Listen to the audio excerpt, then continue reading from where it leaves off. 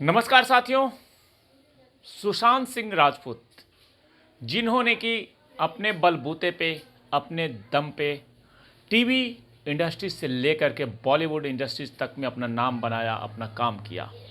परंतु कई लोग तरह तरह के आरोप लगाते हैं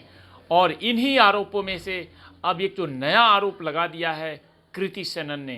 क्योंकि कृति सेनन ने एक मूवी किया था जिसका नाम था राब्ता, और राब्ता सुशांत सिंह राजपूत और कृति सेनन के साथ ये मूवी बनी थी। ये मूवी पुनर्जन्म पे आधारित थी। ये मूवी उतनी चली नहीं, ये फ्लॉप हो गई थी मूवी, और जिसके कारण से काफ़ी सारी बातें कृति सेनन ने आकर के मीडिया में कहा है, जो कि अत्यंत ही आपत्तिजनक है। कई बार हमें लगता है कि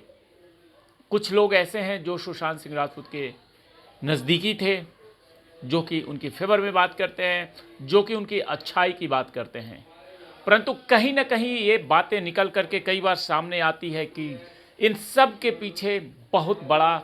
कोई ना कोई ऐसा गेम कर रहा है जो कि समय समय पे सुशांत सिंह राजपूत को नीचा दिखाने की कोशिश करता है, और वो कुछ ऐसा बयान दिलवाता है जिससे कि ये बात साबित करने की कोशिश की जाती है कि सुशांत सिंह राजपूत गलत थे। सुशांत सिंह राजपूत ने गलत आवेश में आकर के ऐसा कदम उठाया था, ये जानबूझ करके ऐसा किया जाता है। और आपको मैं बता दूं कि ये सारे काम हमेशा से पीआर एजेंसियों का होता है, क्योंकि पीआर एजेंसियों के पास ऐसे प्लानर होते हैं जो कि एक माहौल क्रिएट करते हैं कि जो वो कह रहे हैं वही सच है। अब कृति सेनन ने जो नया बात कही है वो मैं आपको बताना चाहता हूँ, बहुत ही बड़ी गंभीर बात है, और कृति सेनन के मुंह से ऐसी बातें आई है जो कि लग रहा है कि ये ऐसी बातें क्यों किया उन्होंने, क्योंकि इसके पीछे एक बड़ी साजिश नज़र आ रही है। मैं आपको उनकी बातें सुनाता हूँ। कृति सेनन का ये कहना है कि सुशांत सिंह राजपूत ने एक रात में पूरी बोतल शराब पी ली, वो डिप्रेशन में आ गए थे, और डिप्रेशन के कारण सुशांत सिंह राजपूत ने पूरी एक बोतल शराब पी ली। उनका ये कहना है कि सुशांत सिंह राजपूत जो कि अपनी एक्टिंग के बल पे दर्शकों के दिलों पर एक अलग छाप छोड़ी थी, यही वजह थी कि एक्टर यानी कि सुशांत सिंह राजपूत इस दुनिया से जाने के बाद भी अपने फैंस के दिलों में राज कर रहे हैं। और एक्टर की इन्हीं फिल्मों में एक राब्ता फिल्म थी, राब्ता पर्दे पे कुछ कर नहीं पाई, ये सुपर फ्लॉप फिल्म साबित हुई थी, ये कहना है कृति सेनन का। और फिल्म जब बॉक्स ऑफिस पे फ्लॉप साबित हुई तो सुशांत सिंह राजपूत टूट गए, क्योंकि उन्होंने काफ़ी मेहनत से इस फिल्म में काम किया था, और सुशांत सिंह राजपूत डिप्रेशन में आ गए, और इसी डिप्रेशन के कारण उन्होंने रात भर में शराब की पूरी बोतल खाली कर दी थी।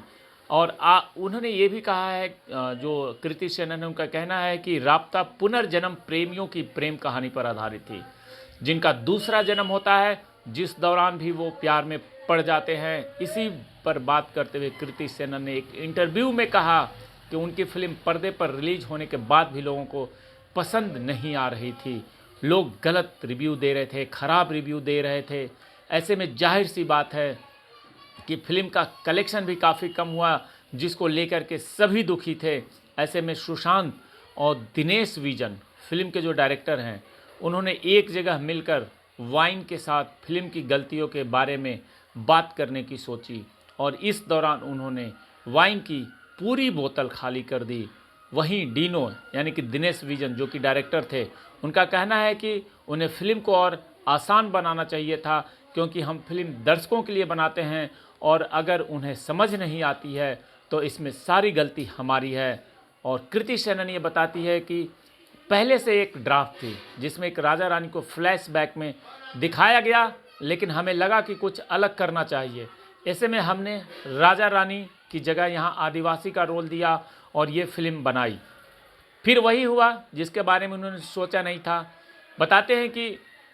सुशांत और कृति की जोड़ी केवल इस फिल्म में दिखाई दी। गौरतलब है कि उसके बाद से सुशांत और कृति सेनन किसी और फिल्म में दिखाई नहीं दिए। उसके बाद से इनका कृति का ये कहना है कि सुशांत सिंह राजपूत इस फिल्म के फ्लॉप होने के बाद डिप्रेशन में चले गए, और डिप्रेशन में उन्होंने शराब की पूरी बोतल खाली कर दी,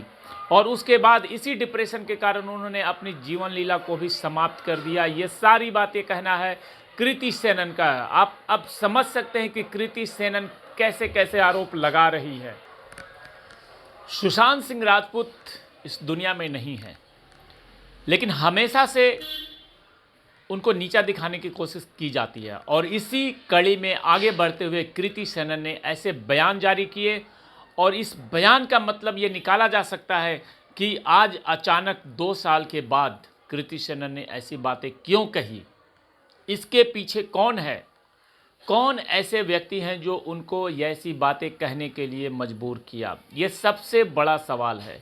क्योंकि जो बात ख़त्म हो चुकी है, अगर इन्हें कुछ इंटरव्यू देना था, कुछ कहना था, तो ये बातें वो बहुत पहले कह सकती थी। लेकिन आपको पता ही है कि इस मामले में रिया चक्रवर्ती से लेकर के कई ऐसे बड़े बड़े खिलाड़ी फंसे हुए हैं, जो कि ये चाहते हैं कि अपनी जीवन में वो वापस आ जाएं और अपने आप को नॉर्मल दिखाने की कोशिश करते हैं। इसके लिए रिया चक्रवर्ती ने एक बड़ी पीआर एजेंसी को भी हायर किया है, और पीआर एजेंसी का ये काम होता है कि कैसे किसी की इमेज को बनाना है, कैसे किसी की ख़राब इमेज को बिल्ड करना है। और इसी कड़ी में ये सारे प्लान कर के जो भी लोग थे सुशांत सिंह राजपूत के साथ, उनसे ऐसे बयान दिलवाना कि वो नशा करते थे, वो डिप्रेशन में थे, वो गलत लोगों के संपर्क में थे। ये सारी एक प्लानिंग के तहत की जाती है, और इसी प्लानिंग के तहत जिस बात का कभी जिक्र नहीं हुआ पिछले 2 सालों के अंदर, उस बात का जिक्र अब फिर से एक बार किया गया है कृति सेनन के द्वारा। अगर इन्हें कुछ कहना ही था तो ये बहुत पहले कुछ कह सकती थी, लेकिन इन्होंने आज अचानक ही मुंह खोला, और मुंह खोलने के बाद जो व्यक्ति अब इस दुनिया में नहीं है उसके बारे में अनाप शनाप बातें कहना, ये बड़ी साजिश की बू नज़र आ रही है, और इसके अंदर बड़ी साजिश दिख रही है। क्योंकि हमें पता है कि बॉलीवुड के अंदर सुशांत सिंह राजपूत ने जो अपना एक इमेज बनाया था, जो अपना एक जगह और पहचान बनाई थी, उस पहचान को ख़त्म करने के लिए काफ़ी लोग पीछे पड़े हुए थे। और जब वो जिंदा थे उस वक्त भी इन लोगों ने उन्हें बहुत बुरी तरीके से टॉर्चर किया, परेशान किया, और ये लोगों को ये लग रहा था कि एक छोटे से शहर से आकर के कैसे ये यहाँ पे इस्टेब्लिश हो चुका है। और अब जब वो इस दुनिया में नहीं है, उसके बावजूद भी उनकी छवि को ख़राब करने की पूरी कोशिश की जाती है, और पीआर एजेंसियों ने ये पूरा गेम प्लान करके, और इसके जो भी लोग साथ हैं, जो भी लोग इसमें मौजूद थे उस वक्त, उन सब के बयान दिलवाना, उन सब के बयान को जारी करवाना, और फिर न्यूज़पेपर से लेकर के मीडिया चैनल, सोशल मीडिया में ये चीज़ें छपवाना, ये बड़ी साजिश है, और इस साजिश के तहत ही सारे काम हो रहे हैं। परंतु आपको और हमें रुकना नहीं है, हमें और आपको सिर्फ़ और सिर्फ इंसाफ की आवाज़ उठाते रहना है, और इस लड़ाई को अंतिम दम तक ले करके चलना है। जब तक हमें इंसाफ नहीं मिल जाता है, तब तक हमें इन सारी बातों को ध्यान भी नहीं देना है, और इनकी बातों पे कोई मतलब नहीं है, क्योंकि जो हुआ है वो हम सब जानते हैं, और हम सबको इंसाफ लेकर के रहना है। जय हिंद, जय भारत।